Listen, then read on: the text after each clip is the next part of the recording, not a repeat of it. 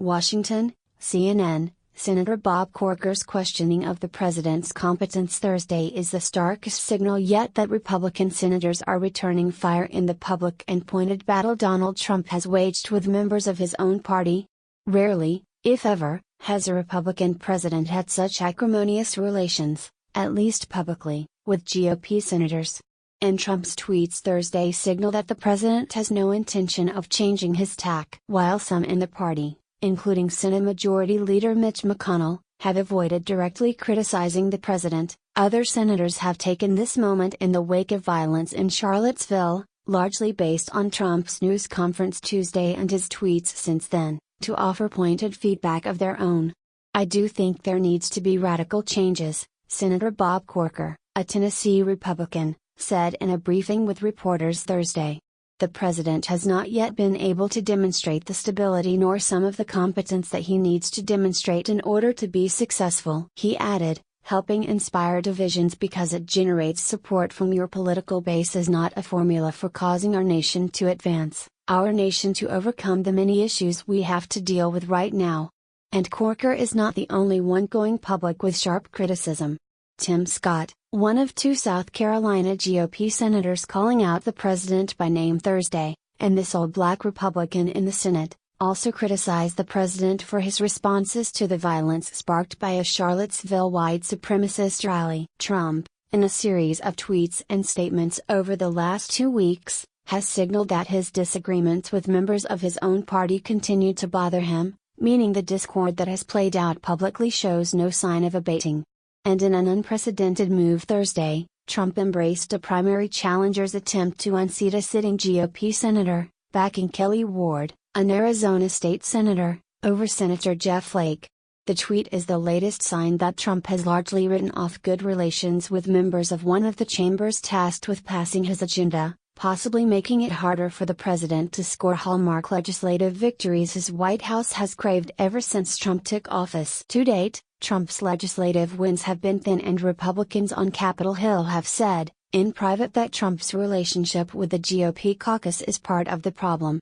While Trump has not hesitated throughout his 7-month presidency to call out members of his own party, the comments this week and the responses they inspired from his targets are a significant escalation. Even with members of Congress on recess, the legislative and executive branch have a busy agenda next month to avoid a government shutdown and avoiding a default on the national debt. Flake, the Arizona junior senator up for re-election next year, has been notably critical of Trump.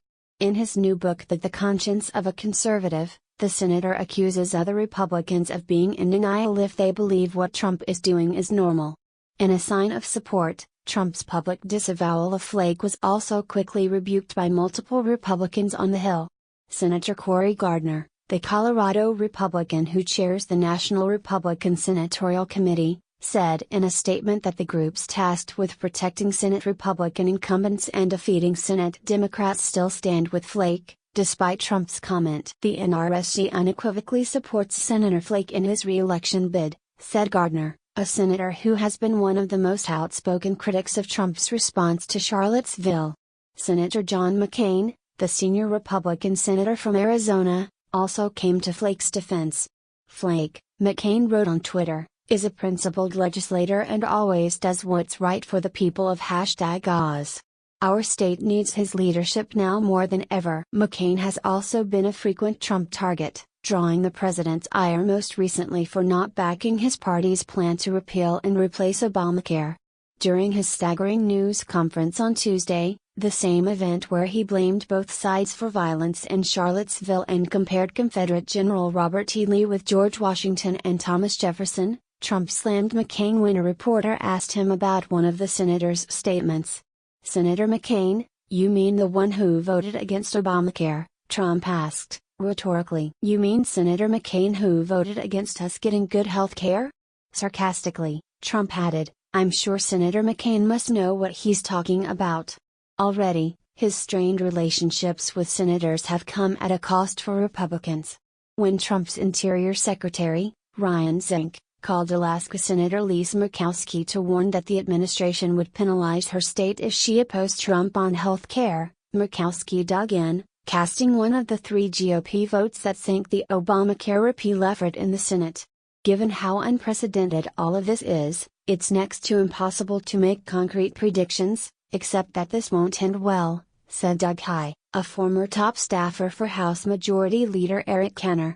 Earlier on Thursday, Trump singled out another GOP senator, Lindsey Graham, on Twitter after the South Carolina Republican faulted Trump's response to the Charlottesville violence. Publicity-seeking Lindsey Graham falsely stated that I said there is moral equivalency between the KKK, neo-Nazis and white supremacists and people like Ms. Heyer, Trump wrote. Such a disgusting lie. He just can't forget his election trouncing. The people of South Carolina will remember. His digital director Dan Scavino, and the staffer who holds the keys to Trump's social media messaging, echoed Trump. Publicity-seeking at Lindsey Graham's told at Real Donald Trump to come to South Carolina BC he'd beat his brains out in primaries, he tweeted, adding a photo of Trump's overwhelming win in the South Carolina primary. Graham waited little time to respond, writing in a statement that Trump is now receiving praise from some of the most racist and hate-filled individuals and groups in our country. For the sake of our nation, as our president, please fix this, he said. Trump has long made known his animosity toward Flake. But he has recently given Republican senators reason to question his willingness to defend those who remain loyal to his administration as well. In Alabama's Senate race, Trump's interests seemed to align with Senate leaders when he tweeted an endorsement and recorded a robocall for Senator Luther Strange ahead of a Republican primary there this week. Congratulations to Roy Moore and Luther Strange for being the final 2 and heading into a September runoff in Alabama, Trump tweeted. Exciting race. Trump's attacks are not happening in a vacuum, either. Other Republicans are watching Trump savage their colleagues as he fumbles his response to an event like Charlottesville. I think his ability to effectively govern is dwindling by the hour, said a top Republican aide on Capitol Hill. Heye agreed, but says the Trump currently attacking members of his party from the White House is the same Trump voters elected in November. Donald Trump was elected on the force of his personality, not specific policy prescriptions, he said. So it should not be a surprise, even when it's shocking, that he is governing in a similar fashion. Correction, this story has been updated to add a dropped phrase back into Corker's quote. What do you think about this news? Scroll down and comment. Thanks for watching. Please subscribe. Goodbye and see you again.